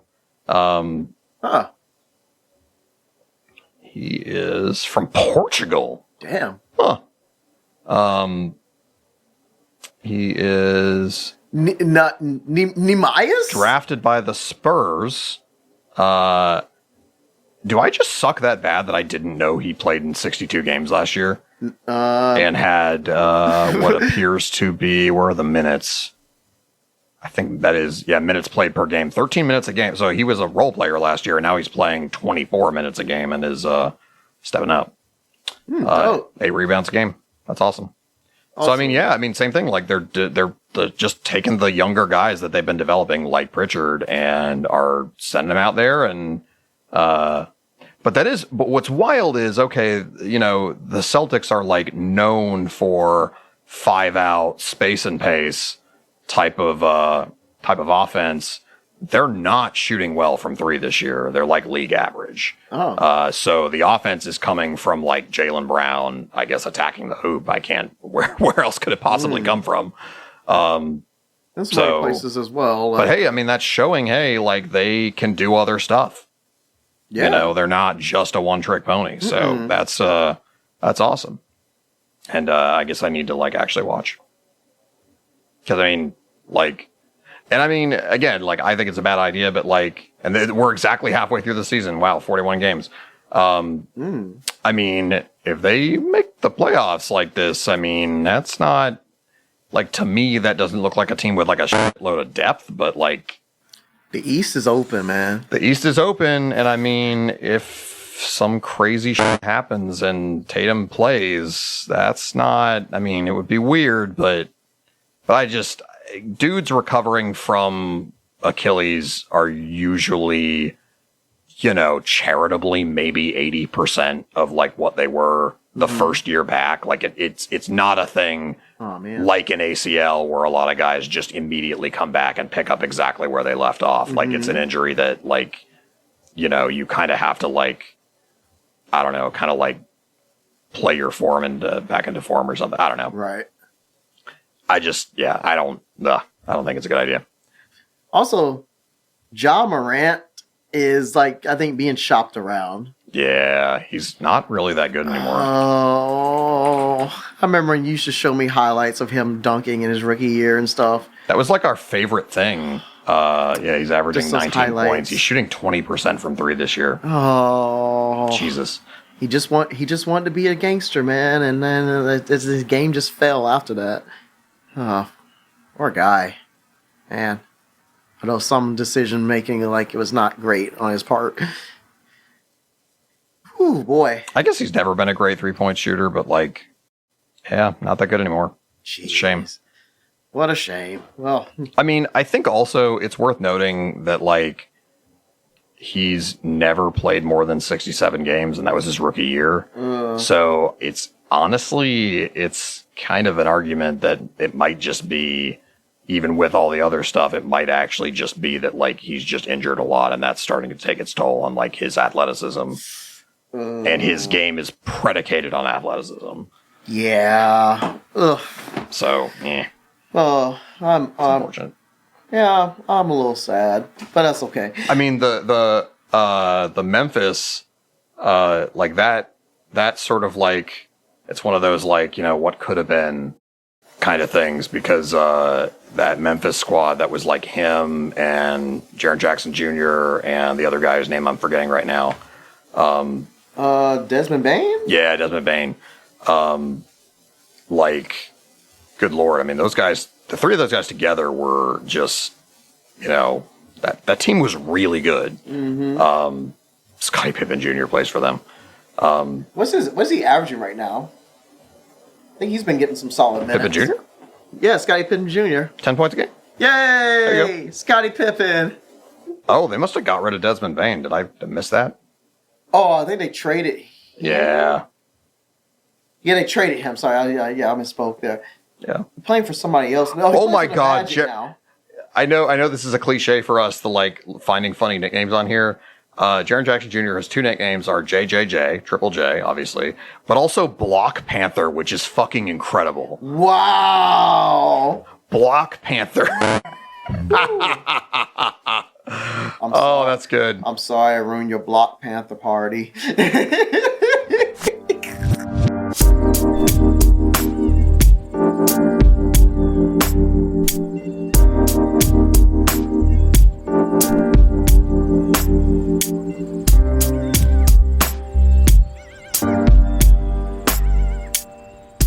don't really know what to say, I guess. I don't think I really have one per se. I think I got one. So, it probably won't be long, but I will call this one the man in the mirror. Ooh. Yeah. So, man in the mirror. But yo, because, and I'm speaking this like from my, from personal experience. When you look at the man in the mirror, like, you see yourself in the mirror, right? You're like, when you look in the mirror, like, you check in, like, seeing who you are. Like, you look like that face that's looking back at you. You're especially like in the morning and stuff, you check to make sure you ain't got no eye boogers or anything like that. Brushing teeth, make sure, they're not yellow and your breath's not stinking and stuff. And then you're making sure your hair is all tidy and whatnot because, hey, especially, working in office, you want to make sure you're not, not looking all scrubby and Gotta make scruffy. sure your nose is still there in case somebody got your nose. Yes. Just But, but you also like look in your eye, you see in your eyes in the mirror, and it's almost like you're looking into your soul, looking your spirit. And that's where I'm looking, and that's where I'm getting at. Who are you as a person? If you had eyes look, if you had you're looking at your eyes that's looking back at you, if they can look into your spirit, what would they see? As a person, we can be our worst enemy, like as in self-doubt, having imposter syndrome, not believing in ourselves, like feeling like, oh man, if I was a little bit taller, like if I was a baller, if I had a girl. It is kind of what that song is about. Like I would call her, but it's like, yeah, we are like our own worst enemies, when it comes to, insecurities. And when we don't think that we're capable, we know we are, but we as people, we judge ourselves so harshly. We think we're not capable of accomplishing things when we are. It's just like we just have a lot of that doubt and a lot of insecurities. So we just and we're always just like being like comparing ourselves to other people instead of like looking at within and be like, hey, yeah, this is who I am as a person. Yes, I have these flaws, but man, I also have these strengths. And it's like, especially with internet culture, it's not unnatural for people to want to, ask for advice from, like their friends, their family, their colleagues, or trying to get, in internet's case, we try to seek like affirmation of like, hey, I can't be the only one feeling this way, or hey, the world is going crazy. Like, please tell me I'm not the only person that's like, seeing this. But then it could also work to our own detriment. It's like, well, if my ideas or something is not aligning with this person, or if this person says I'm wrong and stuff like that, if I don't have a strong sense of self, then I'm easily like, well, man, maybe that person is right. Maybe I am wrong. Or maybe I'm not good enough. Maybe I don't look good enough. Maybe I don't look good enough. Maybe I'm not smart enough. Maybe I'm not X enough. And that's what I'm looking at. Like, looking in the mirror, it's like, you see you. And it's like, how do you want to see you as a person? Because if you're not strong, if you don't have a strong foundation of like confidence, I'm a person that has like, speaking on experience of being an insecure person, relying on other people, to feed my confidence. Instead of me going in and be like, you know what? No, I know what I'm doing at my job. I know what I'm doing, like, when I fix up tech, or, hey, I know what I'm doing. Like, I can get off my butt and call the shots, and when it comes to figuring out what the household needs, like repairs and stuff. It's like, don't let people tell you what you can't be or what you can't do, or tell you what you ain't, because you are. But it comes down to having that belief in yourself, because if not, people will have you messed up. Like, because if you don't see it in yourself, like, how is other people going to see it? Or if you're going to let other people dictate what you are, then, that's a recipe for disaster there. Because then you're not living for yourself. You're living for other people. It's like expectations and opinions and stuff like that. And then that's like, then at that point, like, you're not being like who you truly are. So it's a matter of not letting people, have you doubt yourself. And then and most importantly, you not doubting yourself. Be like, yeah, I look good. Oh yeah, I'm intelligent. Yeah, I got all these skills. And then and being proud of the person that you see looking back at you in the mirror. Because at the end of the day, that is going to pay dividends for many years to come. And then when you're like, universe, God or universe wills it, when you're looking at that same person in the mirror and you're like wrinkly and in your 70s and stuff, are you going to be proud of that person that's looking back at you and who you're seeing? So, yeah, believe in yourself.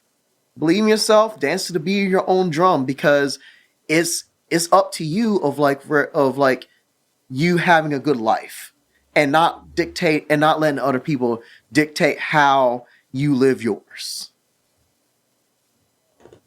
That's I know it's a good one. I know it's a good detox when like there's like 3 different things I want to say when you've like done your sort of your thesis. Yeah. But and I'm speaking on this because I've had confidence issues in the past and still have them. So yeah. So it's a little bit from the heart. So I mean, I do too. First off, and I mean, we are, I guess, one on a surface level, like the internet, because that's the social media age. I think everybody's familiar with the sort of weird funhouse mirror of like Instagram, where you see the best moments of other people's lives. You don't see them arguing with their spouse. You don't see them stubbing their toe. You don't see them with a really horrible hair day or whatever. You'll see them when they're trying to filter out. Or getting on a pip at work or whatever. You know what I mean? Like, you don't see any of that stuff that may or may not be happening. You only see the beautiful vacation and the picture perfect whatever. Yeah. And you're like, well, man, God, I stubbed my toe this morning. My hair looks like ass today. Like, oh, man, I don't measure up to this at all. And it's like, well, no, you don't, because it's probably also AI generated anyway. Yeah. No, but like, that's one thing, right? Like comparing yourself to other people, trying to like measure yourself up. I think other people are helpful to learn from. Yeah. To go, oh, here's some like wisdom. Here's a way this person got themselves to this place. And like that's how do I get that? Yeah. but going, I suck because I'm not this person, right? No. Yeah. That'll never be helpful, because you're just making yourself feel bad. Make yourself feel worse. Yeah. Yeah. You're and then, if you're like me, then you feel worse about feeling worse. Yeah. Like, man, I really ought to be over this by now, blah, blah, blah, blah. But that's also like, it's based off of like, according to who? Like, you're running your own race. Yeah. Yeah. But there's 2 points that I want to make. One is, I do think it is important, like other people, and to an extent, what they think of you does absolutely have a role to play. It should not be your primary source of validation, to your Grain point. of salt, yeah. Especially if the source is like, maybe questionable. But nobody can do it alone. Yeah. And I think we're in a particular cultural moment where the dominant wisdom is any problem that you have of any kind is like is a personal problem that you have to solve by yourself alone. And, for me, I'm going to talk about loneliness, but like that is the dominant wisdom, is if you are like lonely and having like not having success in your love life, or even don't have friends like that, you have to like work on yourself first before you can have those things. I mean, look at this way, like, and like, that's horseshit. Like, you're literally, if you think about what that's literally telling you, it's telling you, I have a need that needs to be met by like social contact with other people. Therefore, obviously, the logical answer is spending more time alone. Like, that's what that actually is telling you. Ooh. And it's, it's telling you, and it's like making you feel guilty for like needing a normal human thing, which is contact with other humans, being hugged. Yeah. Like, eye contact. Yes. What we're doing right now, being in the same room, talking, feeling someone else's energy. That's huge. So that's one, is that I think I think we could all stand to remember that like community is really important, and like having connections is important, and it's like exponentially more difficult to do in this day and age than it used to. Yeah. However, the other cliche is, nobody is coming to save you. You can have the greatest friends and family and parents and siblings and spouse and whatever in the world, and if you don't like the person you see in the mirror, none of that matters. None of those people can make you like that person. Only you can do that. I mean, this is I guess it's kind of adjacent, but remember when I was saying in Time to Achilles' Heel, it's like after, say like, hey, my spouse going to bed, and like, after people, have come, finished visiting me and stuff, and I'm like laying in bed, I'm alone with my thoughts and stuff. So it's just like, how do I, how do I believe in myself to overcome this, this big obstacle? Because it starts in your head, in your brain, with anything. Yeah. And then that's having the drive to want to get better, or to want to improve yourself, whether it's like coming from an injury, or you trying to improve yourself as a person, that sort of taking risks. And I admit, I will go, I make this mistake all the time. I will go into a session with my therapist and basically kind of come in with some version of like, here's what I think is wrong, but like, tell me how to fix it.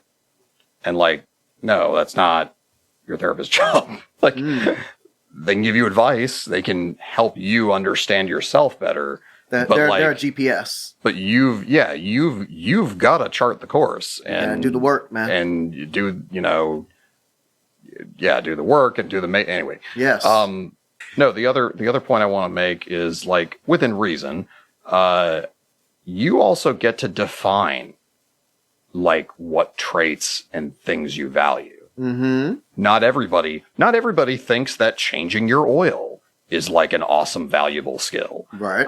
Not everybody thinks that building computers is an awesome, valuable. Not everybody thinks that playing guitar is cool.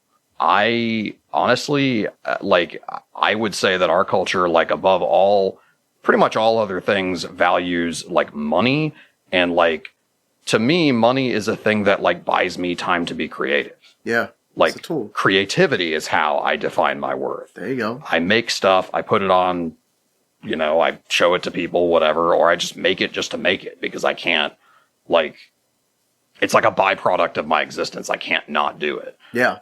And like, that's not for everybody. But that's just how I define worth for myself. Mm-hmm. My point with all of that is just to say that, like,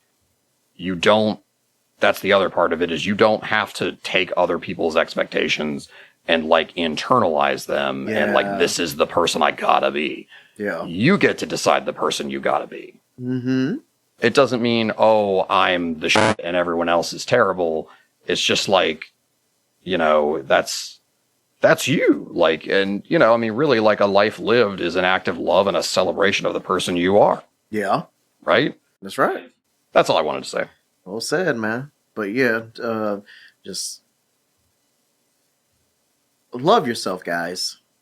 Don't let people take your joy, and don't let people dictate how you live your life. Just be happy, because the world is already trash enough, and find those pockets of glimmers of beams of light, because when it's all said and done, you don't want to look back on your life and be like, man, I spent all this time worrying about this and that, and I could have made some joy for myself.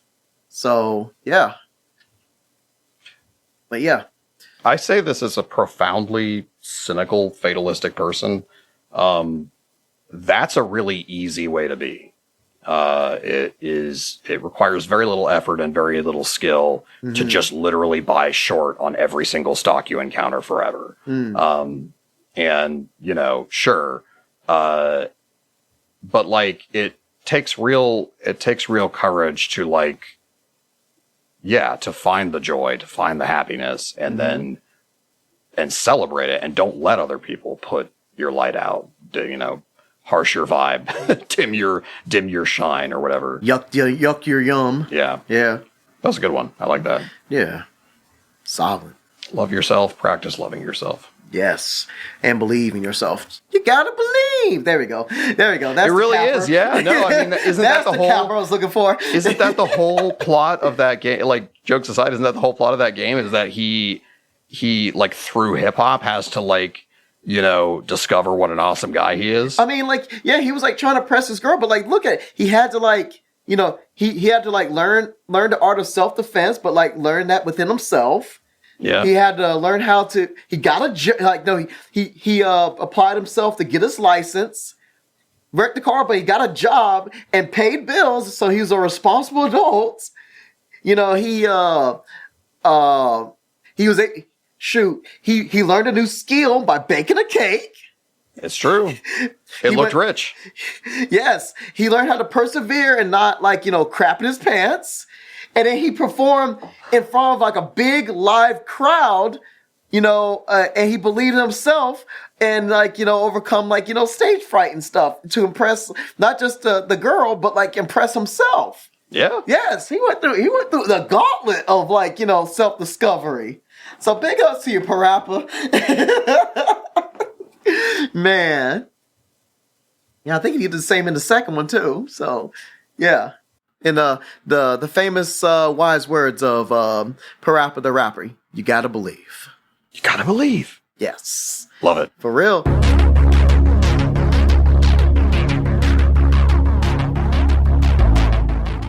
Yeah, I liked it, man. We are ready to talk about the and there's a score. There's the touchdown. Yeah, Corum.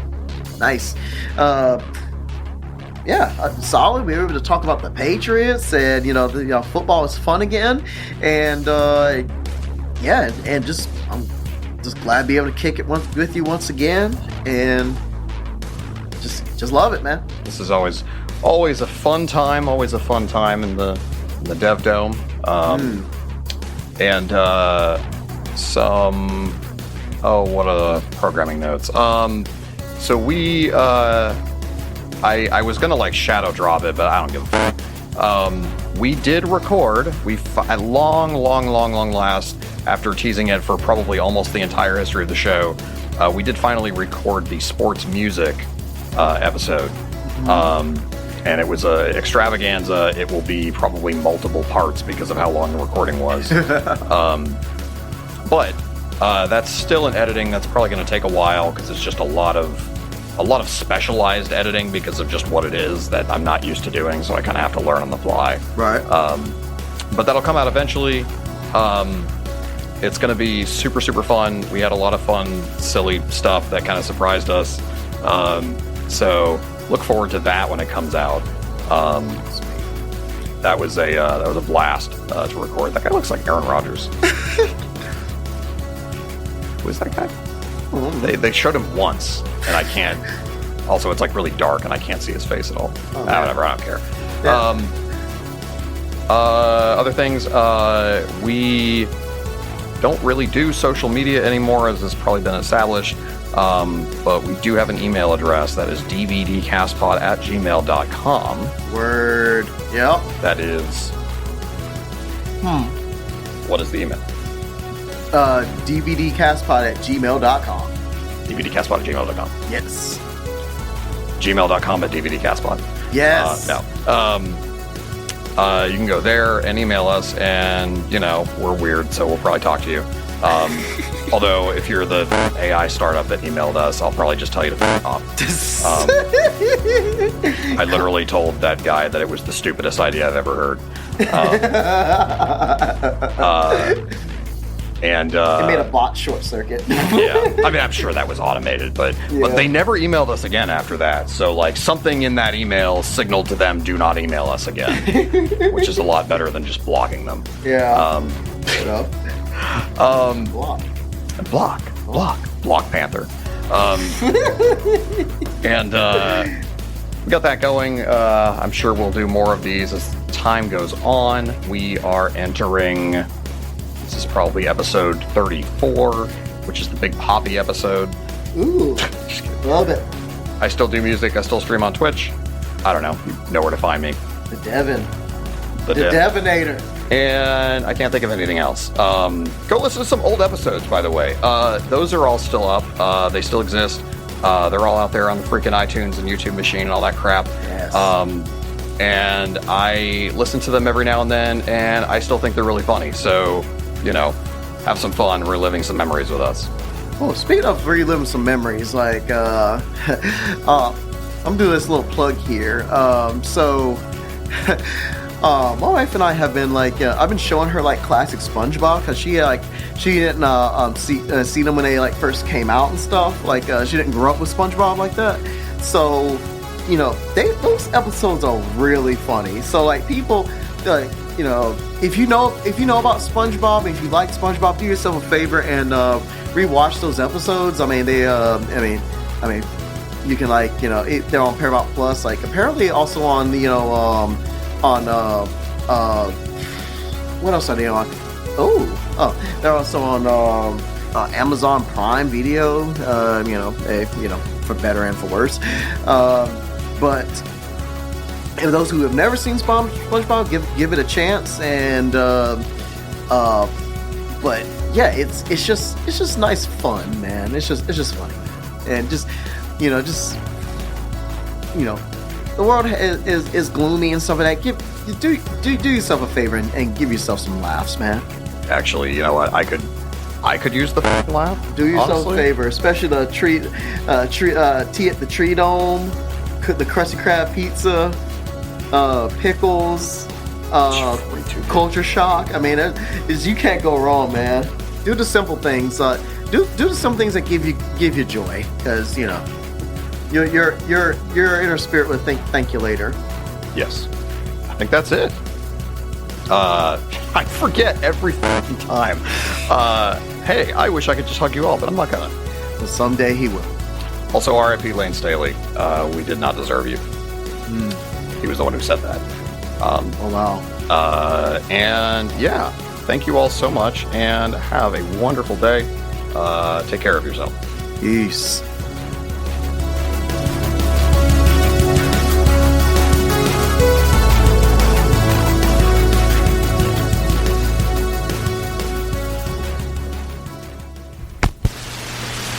Yeah, and I mean, those guys were just Hey, like... glizzies.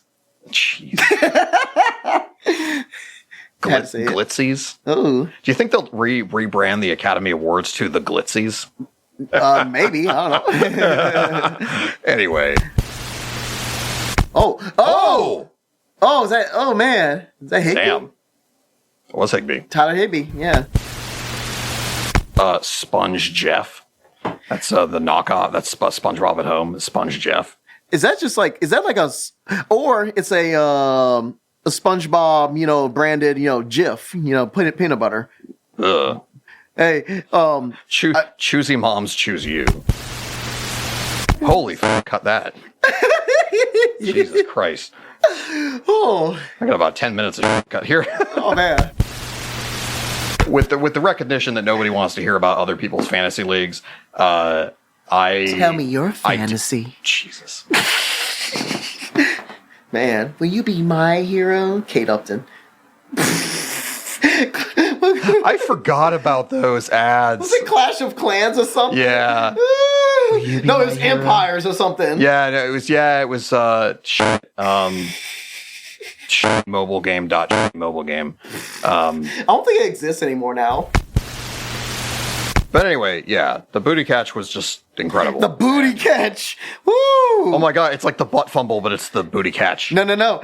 I even better. I'm thinking of like Isaiah Correll with the butt puns and everything with his touchdown celebration, wiping his butt. Yes, it all goes back to butts, guys.